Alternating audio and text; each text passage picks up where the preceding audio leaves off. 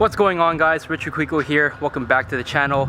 This is probably a long-awaited video for some of you, especially if you follow me for the Maserati GT. We're finally going to take it for its annual service today. I'm going to walk you guys through what's entailed in the servicing, how much it costs, like just give you guys an overall breakdown and what you can expect like from the dealership to give you as like a loaner, because I think we're gonna get a loaner too. It's gonna be something really cool. Of course, it's gonna be a Maserati also. But anyways, we're gonna head on over there. So I'll see you guys in a second.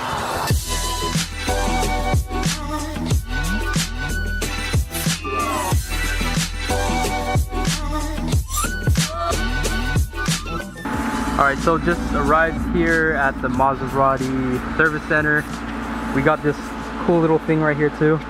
So we'll get $100 off our maintenance.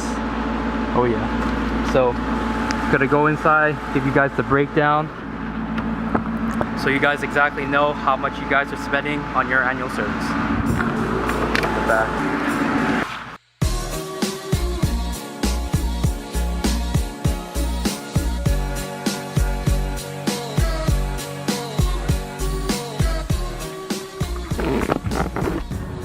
Alright, just came back. We're in a Maserati Levante, and I have to say, I absolutely love this thing.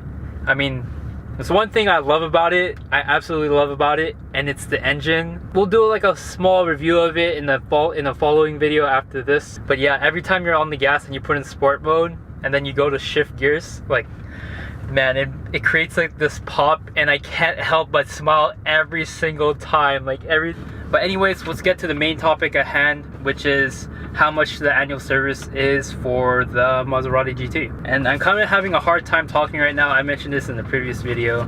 I have like a retainer right here.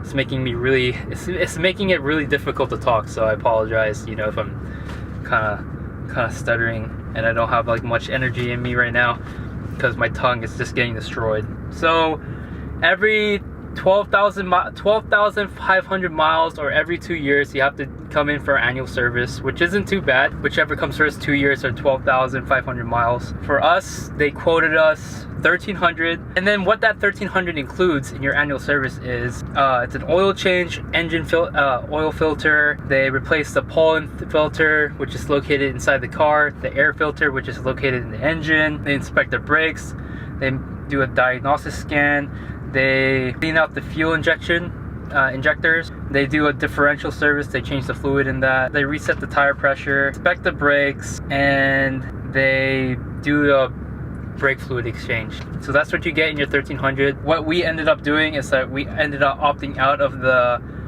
air filters, because I'm gonna go over that in another video after this, where we change out the air filters together. And then I also opted out of the brake fluid exchange, because we're also going to do that in a future video. So that saved us about $450, because they after they took out that, they quoted us $850, which isn't too bad. And then we also had that $100 coupon thing that I showed you guys that we received in the mail. So the total is going to come around $750. I do recommend doing your own oil change because it's fairly simple.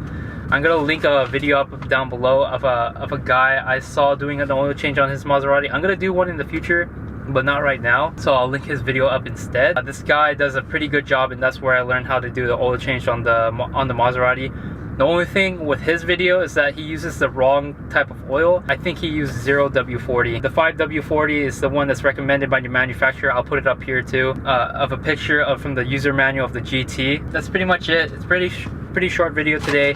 But before we end the video, I just want to do a quick walk around around this car, show you guys what's good. Like, this thing, honestly, it looks amazing inside. It feels very Italian. It feels very like luxurious. It feels like quality. It is 75 grand though, which is pretty surprising, but you know, give me a second. Put it in sport mode right there. I don't know if you guys hear that, but here, let's get on it real quick.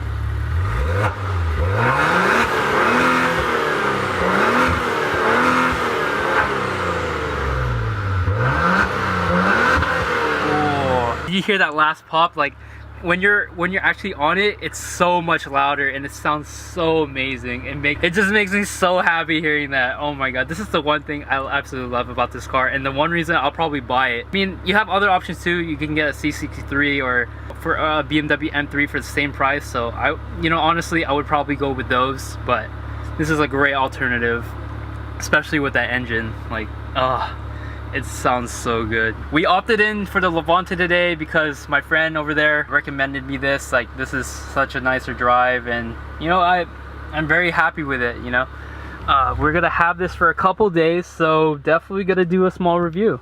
And this is just a preview of it. If you guys want to see inside, this is the gear lever. Yeah, see, it's kind of electronically controlled, so you have to press this little button back here to shift from what mode you want to be in. And sometimes when you're in park, if you want to go neutral, like, it's kind of difficult. I mean, for right now it's working fine, but earlier I was having a hard time, especially since I just got in this car.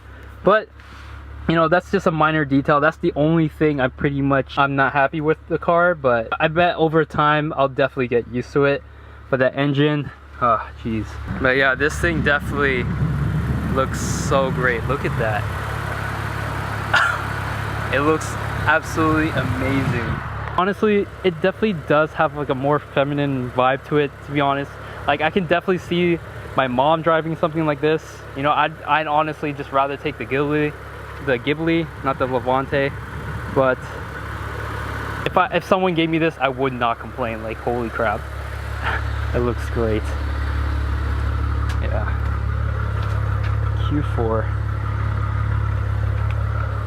Alright, so we're gonna end the video here today, guys. Thank you guys for watching this episode, and I'll see you guys next time. Peace out.